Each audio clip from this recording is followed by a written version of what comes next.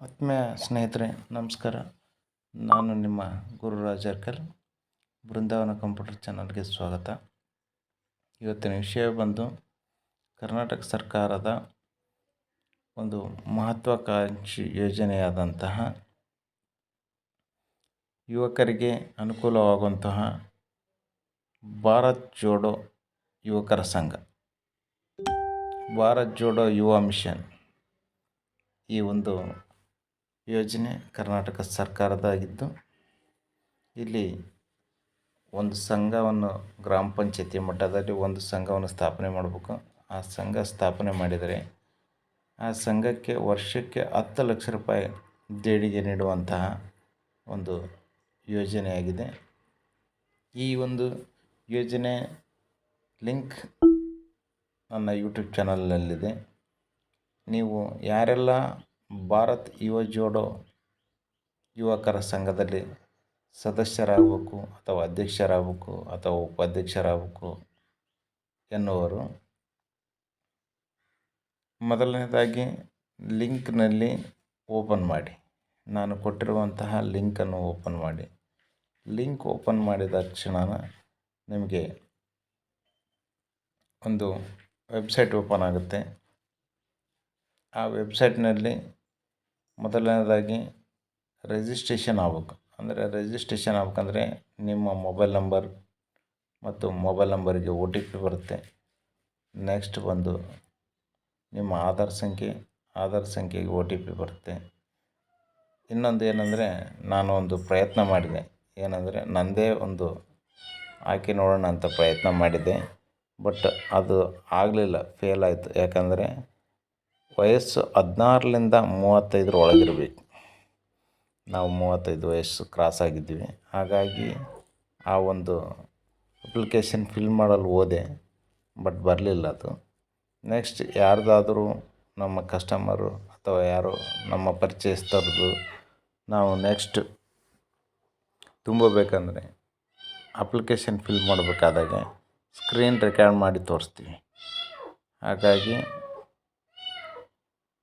ಭಾರತ್ ಜೋಡೋ ಯುವಕರ ಸಂಘದಲ್ಲಿ ಯಾರ್ಯಾರು ಸದಸ್ಯರಾಗಬೇಕು ಅಥವಾ ಭಾರತ್ ಜೋಡೋ ಯುವ ಸಂಘ ರಿಜಿಸ್ಟ್ರೇಷನ್ ಆಗಬೇಕು. ಈಗ ರಿಜಿಸ್ಟ್ರೇಷನ್ ಪ್ರಾರಂಭ ಆಗಿದೆ. ಅದನ್ನು ನಾನು ಸ್ಕ್ರೀನ್ ರೆಕಾರ್ಡ್ ಮಾಡಿ ನನ್ನ ಒಂದು ಯೂಟ್ಯೂಬ್ ಚಾನಲಲ್ಲಿ ತೋರಿಸ್ತಾ ಇದ್ದೀನಿ. ಬಟ್ ಎರರ್ ಬಂತು. ಎರರ್ ಏನಂದರೆ 16 ವಯಸ್ಸಿನಿಂದ 35 ವರ್ಷ ಒಳಗೆ ಇರಬೇಕು.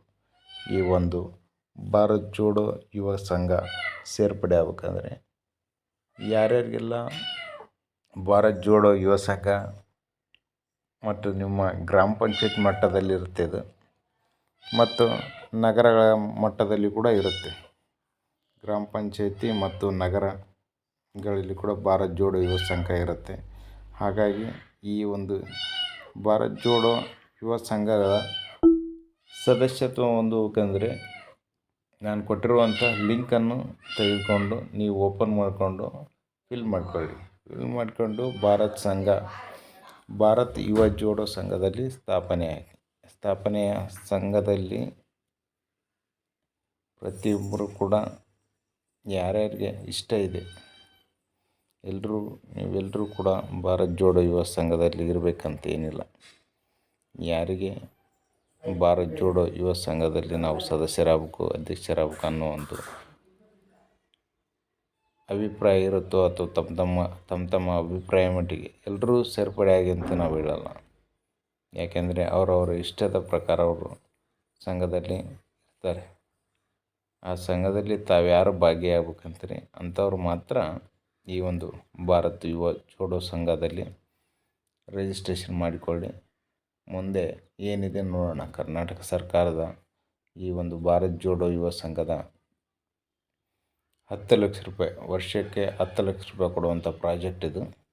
ನೋಡೋಣ ಮುಂದೆ ಸಂಘ ಸ್ಥಾಪನೆ ಆದಮೇಲೆ ಯಾವ ರೀತಿಯಾಗಿ ಕೊಡ್ತಾರೋ ಏನು ಮಾಡ್ತಾರೋ ಗೊತ್ತಾಗುತ್ತೆ.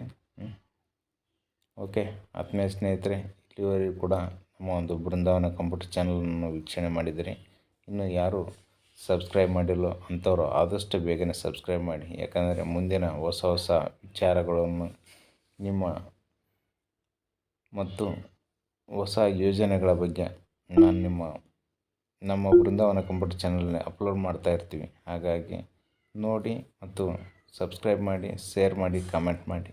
ಧನ್ಯವಾದಗಳು.